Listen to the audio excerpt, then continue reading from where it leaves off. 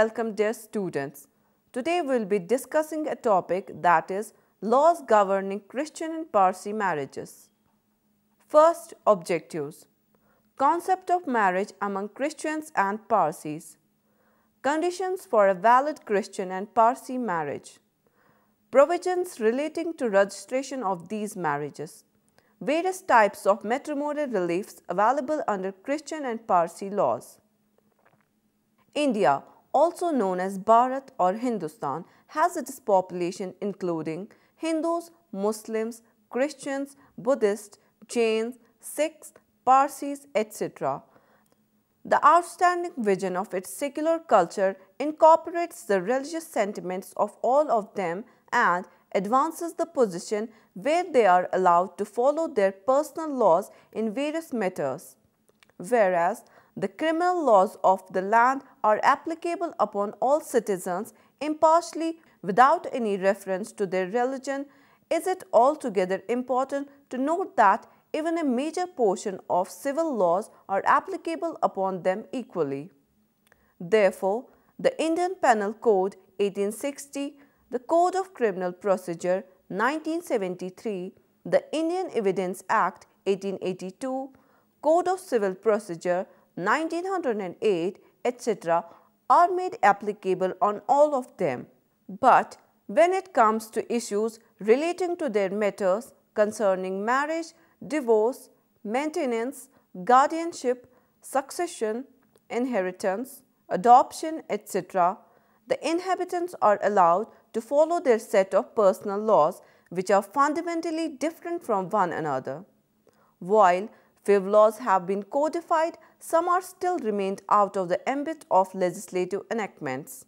In the case of Christians, the laws governing their marriages have been codified into the Indian Christian Marriage Act 1872 and the Divorce Act 1869, earlier known as the Indian Divorce Act 1869, whereas in the case of Parsis, it is the Parsi Marriage and Divorce Act 1936. Law of marriage among Christians. The laws governing the marriages among Christians in India are the Indian Christian Marriage Act 1872 and the Divorce Act 1869. The Act of 1872 is divided into 8 parts providing the method of solemnization, the persons by whom it may be solemnized, time and place at which marriage may be solemnized, registration and penalties for non-fulfillment of conditions under the Act.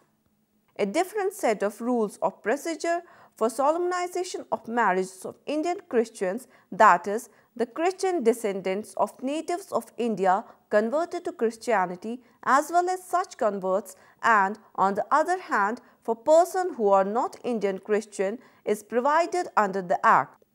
The whole law can be summarized under the following heads to grasp the gist of the conception of marriage and its related issues.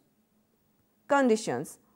Under the Indian Christian Marriage Act 1872, the conditions for marriage between Indian Christians applying for certificate are given under section 60, which are as follows. Number 1. Age. The age of the man intending to be married shall not be under 21 years and that of woman not be under 18 years. Number 2. Prohibition of bigamy. Neither of the person intending to be married shall have a wife or husband living at the time of marriage.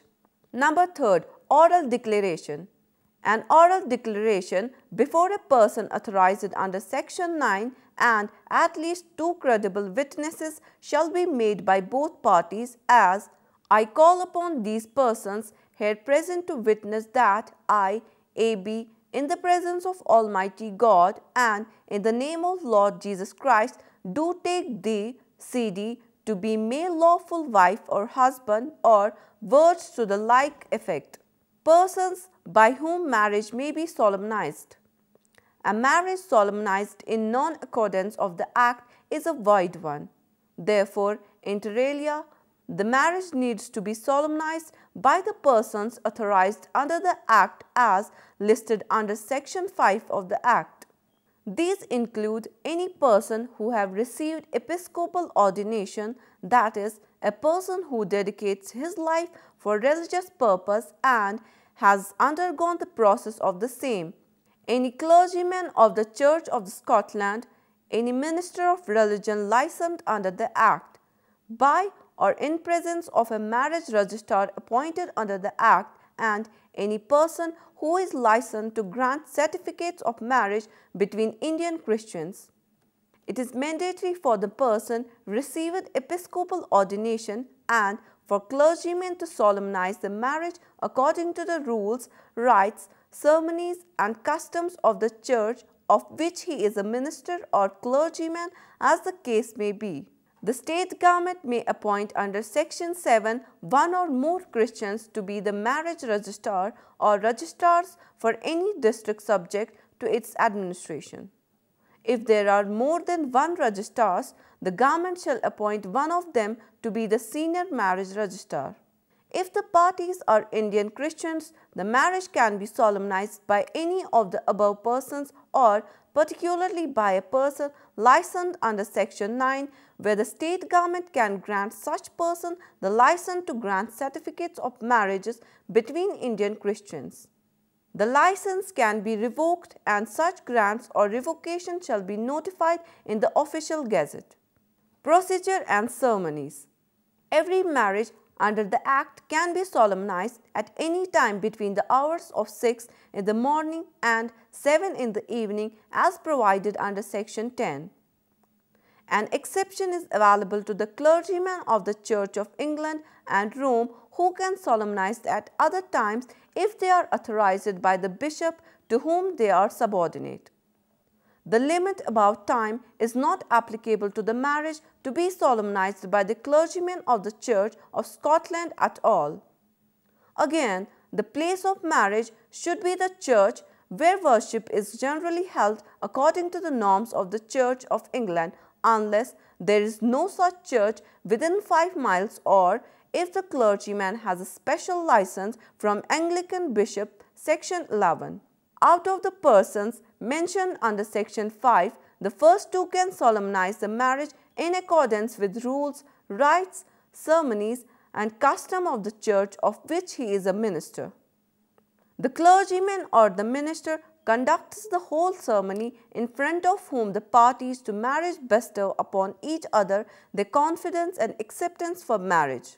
The members of the community remain present as witnesses. Then, with vow of acceptance, the clergyman or the minister confer upon them the status of legally wedded husband and wife. In the case of minister of religion licensed to solemnize the marriage, the person intended to solemnize his or her marriage needs to give the notice in writing to the minister containing particulars like name, surname, profession or condition of each of the persons intending marriage, their dwelling place, the time during which they dwell there, and the church or private dwelling in which the marriage is to be solemnized.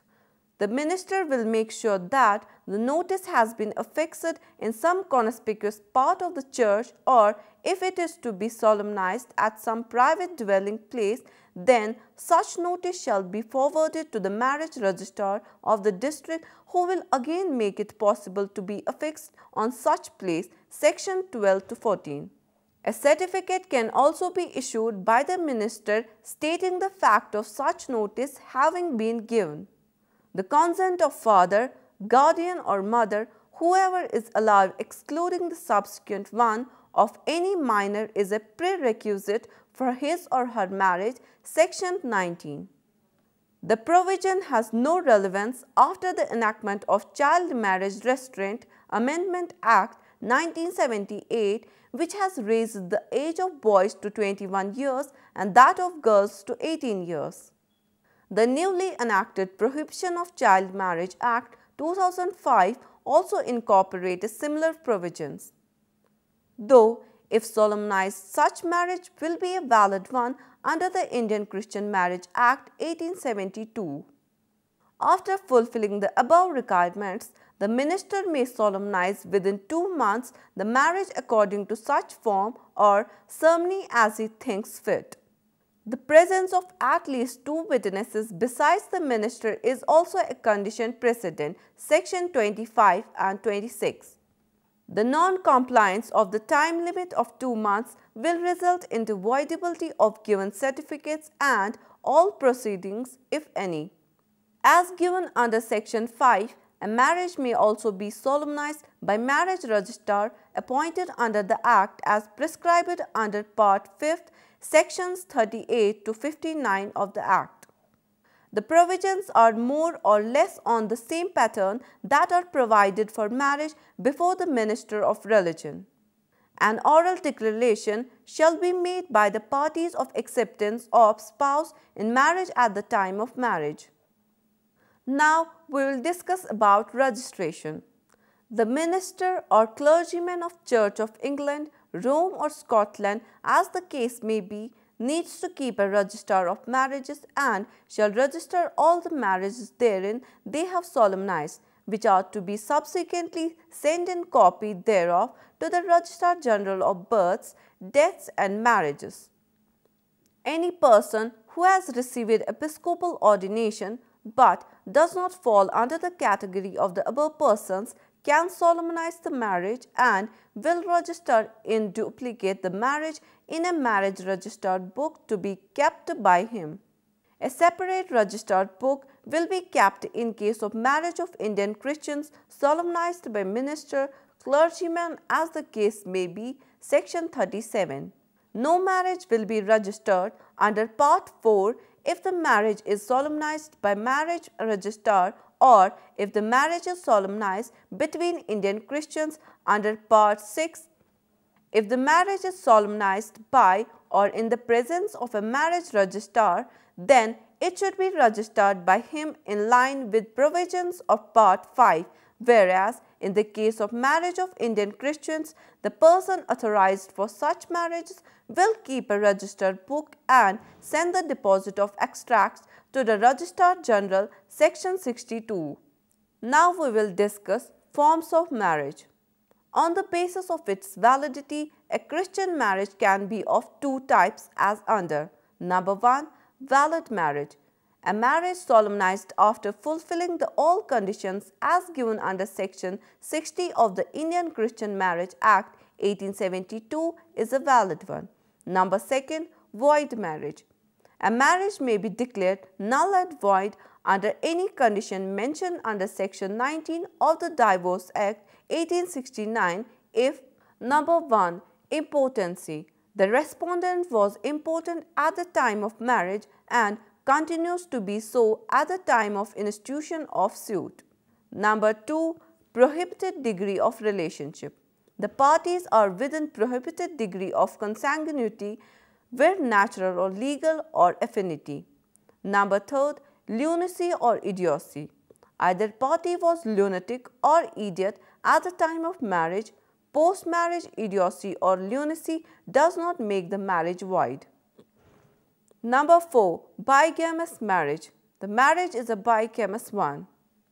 Now we will discuss about matrimonial reliefs. Like any other social institution, the institution of marriage is also subjected to various after issues which are generally answered with the concept of matrimonial reliefs. These reliefs are: Number 1.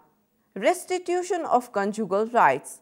If any of the spouse has withdrawn from the society of other without reasonable excuse, the petitioner can apply to the district court for restitution of conjugal rights, that is, restoration of marital relationship, section 32 of the Divorce Act 1869.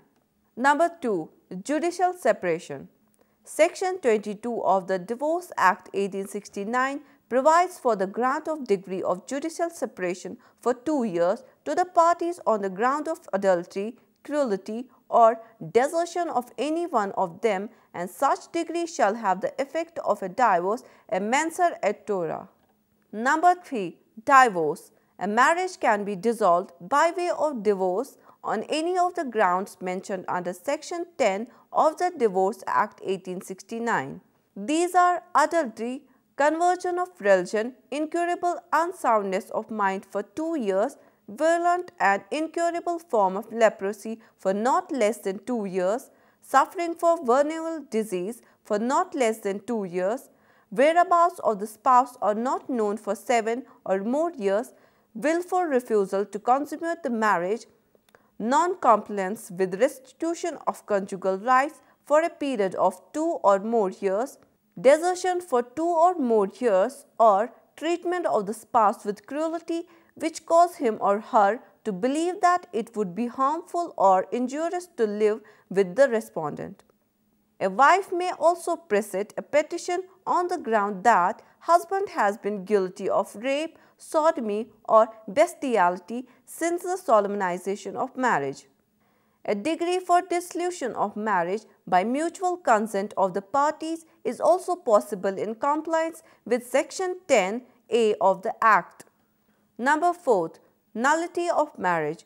A decree for declaring the marriage null and void can be filed under Section 18 on the basis of any ground given under Section 19 of the Divorce Act 1869, that is, impotency, prohibited degree of relationship, lunacy or idiocy or bigamy. Number 5. Maintenance and permanent alimony. The right of maintenance and permanent alimony is available only to the wife under Sections 36 and 37 of the Divorce Act 1869. Law of marriage among Parsis. The law governing the marriages among Parsis in India is the Parsi Marriage and Divorce Act 1936. The Act has 53 sections divided into 6 chapters. The peculiar feature of the Act is that as compared to other religions, it provides for the establishment of special set of Parsi matrimonial courts in order to deal with the matters of Parsi marriages under the Act. A brief study of the law can be summed up under the following heads. Number 1. Conditions. Section 3 of the Parsi Marriage and Divorce Act 1936 lays down the requisites for a valid marriage among Parsis in India. These are: degree of prohibited relationship. The contracting parties to marriage should not be related to each other in any of the degree of consanguinity or affinity set forth in Schedule 1 of the Act. The schedule contains separate list of 33 relatives for both men and women with whom he or she cannot marry. Ceremony of Ashirvad. It is also necessary that the marriage be solemnized by the priest according to the Parsi form of the ceremony called Ashirvad. The presence of 2 Parsi witnesses other than such priest is a necessary condition. Age. No Parsi can marry if he is less than 21 years of age in the case of male and 18 years of age in the case of female. Procedure and ceremonies. As mandated by Section 3 of the Act, it is compulsory to perform the ceremony of Ashirvad for the solemnization of a valid Parsi marriage. The procedure and form of ceremony, however, is not defined in the Act. As per this ceremony, the bride and bridegroom are made to sit opposite to each other, holding their right hand separated with a curtain to hinder each other's sight. Another cloth is encircled around them and tied with double knots at ends. The officiating priest then rounds the pair 7 times, chanting the religious prayers.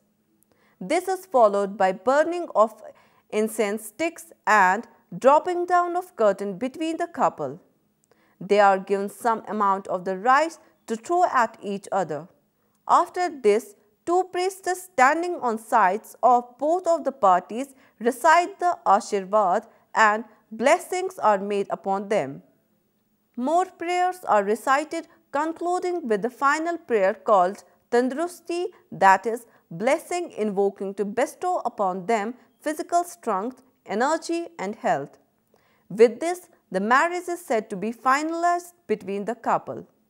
Now we'll discuss about registration. After the solemnization of Parsi marriage, it is made mandatory under Section 6 for the officiating priest to grant a certificate of the marriage in the form of contained in Schedule 2 of the Act. The certificate needs to be signed by the officiating priest, the parties to the marriage and two witnesses present at the time of marriage.